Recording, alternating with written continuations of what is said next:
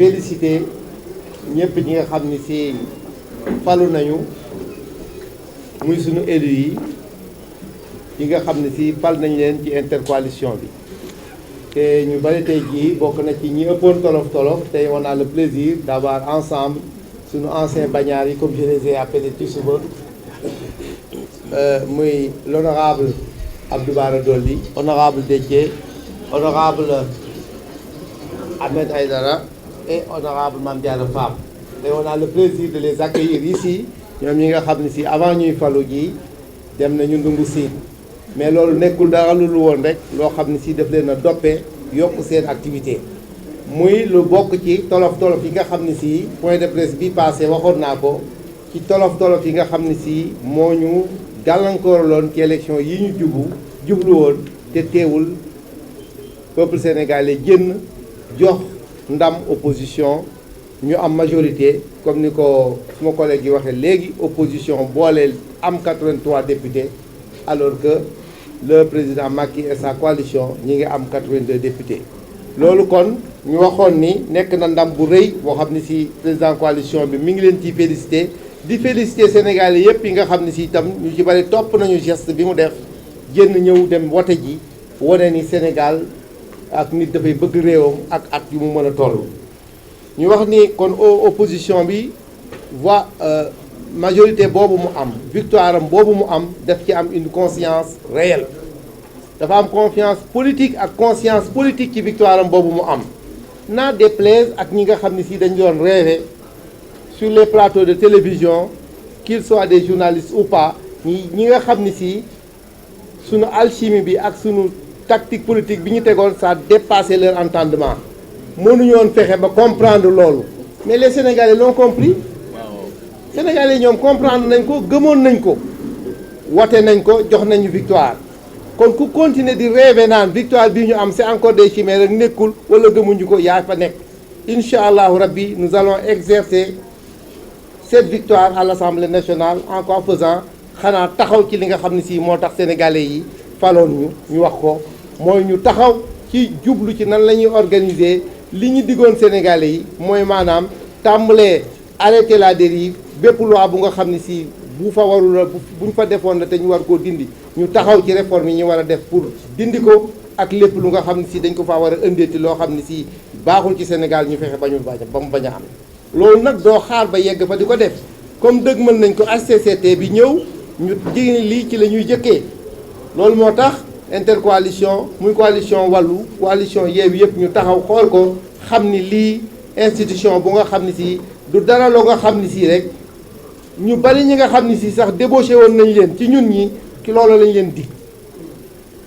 ñi nga xam ni si sax dañoo trahiroon opposition bi ñu dindi leen ci suñu liste yi maa ngi gis fan yi koo xam ni si suppléante la woon ci suñu liste Pikine ñu koy dugal ci biir réseau yi naan xool leen kii député bu bees la bu wàllu bu ñu jël yooyu yëpp c'est de intox la li ñuy dugal ci réseaux sociaux yi dee leen xool ñan ñoo ko ciy def ak fu mu jógee fan yi ñu ngi koy wax Pikine benn député ñaari député yu jigéen lañ fa am ñu ngi nii Mame Diarra ak l'autre député de Taxaw Fatou Gueye ñooñu lañ fa fal ñooñu nekkoon ci liste yi te falu nañu un reste dans nos rangs kooku ñuy tudd suppléante la woon te demoon na avant élection yi kon donc na ngeen xam ni les rangs de l'opposition amul benn député bu ci jógee ba tey képp ku ñu woo sax wax la naan la dañoo bëgg président recevoir la wala dara da nga ñuy woo yëgal nu ko xam nga ku nar a dem doo ko wax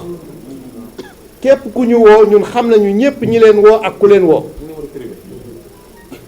kon boog di wax rek nii kon tey jii nii ñaaxante bi ci la ñu nekk pour wax ni député yi nga xam ne si fal nañ leen ku ci nekk xam nga la nga dal la nga daj ba falu te xam nga itam li nga xam ne si moom la Sénégalais di xaar ci yow kon boobu ñun amuñu tiit foofu ñi ngi wax rek ni incha allahu rabbi loolu moo tax ma egsi ci HCCT bi wax naa ni ñu bari ci ñi nga xam ne si sax jëloon nañ leen loolu lañ leen dig ndax li nga xam ne si 70% yi nga xam ne si chef de l'État moo ko war a nommé di wax ni ñun foofu institution budgétivore la bu nga xam ne si jariñul dara lu dul caser ay opposants débauchés ak clientèle politique loolu moo tax ñun ñu jàpp ni duñu ca bokk incha allahu rabbi ndax du loo xam ni d'accord nañ loolu nag ànd nañ ci ñun ñëpp ñu ngi koy xamal ñëpp lancé woon nañu processus ndax comme ñun lu gars yi ubbi rek dañuy melal ni ña nga ca mais ñëpp xam nañ ni am na loo xam ne si itam duñu jubul te duñ ca dugg kon boog loolu taxawal nañ ko di wax rek ni président Abdoulaye Wade président de notre coalition mi ngi ñuy ñaax ci bennoo mi ngi ñuy ñaax ci consolider suñu unité mi ngi ñuy ñaax ci téye suñu coalition bi ndax moom ku ko xam-xam ni démocratie la gëm lii nga xam ne si dañoo xeex dem laaj ko Sénégalais yi ba wote joxuñu ko li mu war a jariñ dañ ko cee war a def mooy wote ay loi changer ay loi imprimer ci réew mi majorité boo xam ni day peser sur la marche du pays te loolu jox nañ ñu doole boobu nañ ko ci liggéey loolu moo tax kon mu ngi ñaax mu ñuy ñaax di ñaax intercoalition bi ñu gën a taxaw te ñu fas yéene jublu ci installé ji suñu assemblée nationale te taxaw ci liggéey bi nga xam ne si moom la ñu sénégalais yi di xaare di wax ni loolu rek mooy li ñuy xaar te loolu rek mooy débat bi nga xam ne si am na solo di wax rek ni ñun ci suñu biir nag intercoalition bi ñi ngi waxtaan ñi ngi liggéey lépp lu nga xam ne si war nañ koo xalaat pour nan la ñuy demee assemblée nationale kon boog ne ci seen xel dal xam ni jàmm moo fi am àndandoo ak manko ak déggoo ak bokk ay xalaat ak lu ñuy waxtaane guddi ak bëccëg. Ce sujet est déjà évoqué par mes devanciers, mais je voudrais rajouter des arguments supplémentaires parce que vous n'allez pas tarder à voir les gens du pouvoir, les gens de l'autre camp d'ici ce soir sauter de plateau en plateau, gambader partout pour aller raconter que l'opposition sénégalaise a boycotté l'élection du HCCT, c'est ce qu'ils vont dire. Je voudrais vous dire avec force que la coalition Yewwi Wallu ne boycotte pas une élection. La coalition Yewwi Wallu veut rester constante dans sa démarche et se fonder sur une éthique, celle que le peuple sénégalais lui a indiquée. Parce que ceux qui ont parlé ont dit que nous ne participerons pas, mais ils vous ont tout de suite dit, c'est pour qu'une fois installés à l'Assemblée nationale, rapidement, parmi les premières mesures à prendre, nous passions à la dissolution de cette institution. Et j'ai parlé de posture éthique parce que vous avez vu que ces dernières années, de manière constante, le peuple sénégalais a exprimé une logique imparable en politique. Le peuple sénégalais a tourné le dos, ou en tout cas a indiqué aux acteurs politiques qu'il ne veut plus d'une politique fondée sur le gaspillage des maigres ressources que nous possédons. Ne veut plus d'une politique fondée sur la création d'institutions à but politicien, juste pour caser un personnel, à grand renfort de manipulation avec des courtisans et des clients politiques. Le peuple sénégalais a voulu mettre un terme à tout ce qui est dilapidation et corruption en politique. Et ce peuple-là qui a montré une orientation éthique avec une politique fondée sur des valeurs, c'est ce peuple-là que nous avons écouté. Et entre autres choses, vous l'avez dit, Déthié l'a dit et les autres l'ont dit, dans le programme de législature de Yewwi Askan Wi, il a été mentionné clairement, de manière très explicite, que si nous sommes majoritaires à l'Assemblée nationale, nous procéderions à la dissolution du HCCT. Eh bien, nous sommes obligés de rendre notre parole conforme à nos actes. Et c'est ça la posture que le peuple nous a indiquée. La deuxième dimension, c'est la dimension utilitariste du HCCT. Une institution ne vaut que par sa légitimité. Or, le HCCT, aucun Sénégalais, Mamadou Lamine l'a dit tout à l'heure, ne peut vous dire ces dernières années quelle a été l'utilité de cette institution. Et si l'Assemblée nationale avait assumé l'une de ses fonctions, à savoir évaluer les politiques publiques, elle se rendrait compte facilement que le HCCT n'a accompli aucune de ses missions. Et encore même, les missions étaient tellement vagues, tellement mal ficelées, même si l'esprit avait été évoqué dans les assises nationales, ce que Macky Sall a créé, c'est une pâle copie. Ça n'a rien à voir avec ce que les assises avaient annoncé. Troisième dimension, c'est la dimension politique. La dimension politique, c'est que vous venez de donner la majorité à la coalition Yewwi Wallu, à l'opposition sénégalaise. Vous attendez de cette opposition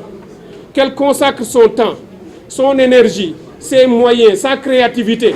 à s'organiser et à organiser les députés pour aller à l'Assemblée nationale et vous livrer un produit qui satisfasse vos préoccupations. On ne peut pas, au moment où nous faisons ça, perdre notre temps dans une sorte de campagne électorale pour un HCCT sans utilité, et qui, nous le savons, comme l'a dit Cheikh Abdou Bara, est déjà piégé d'avance parce que c'est Macky Sall qui nomme la majorité des conseillers qui y seront. Donc pour des raisons politiques, nous n'avons aucun intérêt à y aller. Nous allons consacrer ce temps à réorganiser nos troupes comme nous sommes en train de le faire, à mettre en place les structures de la coalition et réfléchir à faire les propositions de loi les meilleures pour changer le Sénégal à partir de l'Assemblée nationale. En fin de compte, on l'a dit, c'est quand même 10 milliards de francs CFA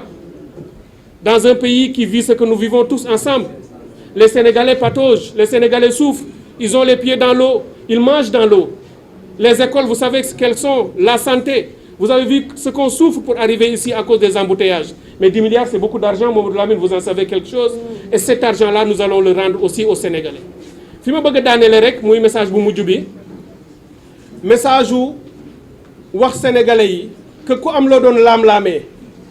ci responsabilité bii nga xam ne moom la opposition am ak dëgër bi nga xam ne ànd bi dëgër na ko tey boo gisee taabal bii sa xel war naa dal parce que ñu bëree ngi doon wax gis ngeen ko ci médias yi ak waa pouvoir bi di ko wax waaye Yewwi Wallu tey la gën a dëgër tey la gën a xam fu mu jëm tey la gën a mesurer responsabilité c'est historique mësul am moom la ñu indi opposition jël majorité dans un pays africain boo ko gisee li muy am du ma ne amul de waaye man mësuma koo gis fenn tey loolu la ñu indil askanu Sénégal coalition bu mel noonu dama bëgg ngeen gën a yokk seen yaakaar gën koo jàppale gën koo taxawu gën a ànd ak moom ba tax may bëgg a ñaan député yi nga xam ne fal nañu leen ci liste opposition ngeen comprendre le sens de l'histoire tey l'histoire est en marche Macky Sall mënu koo téye keneen mënu koo téye gannaaw yàlla képp ku yaakaar ni parce que Macky Sall ci loolu la yaakaar fi mu nekk génnee ay millions ak ay milliards di leen jënd di leen ger di joxe ay 4x4 di joxe ay xaalis di leen promettre bu leen ci perdre seen temps parce que non seulement bu ngeen ko jëlee itam du tax mu am effet mais di ngeen wor seen askan te man gëm naa ni tey député yii falu xam nañu ni kii fi dese lu dul fukki weer ak juróom benn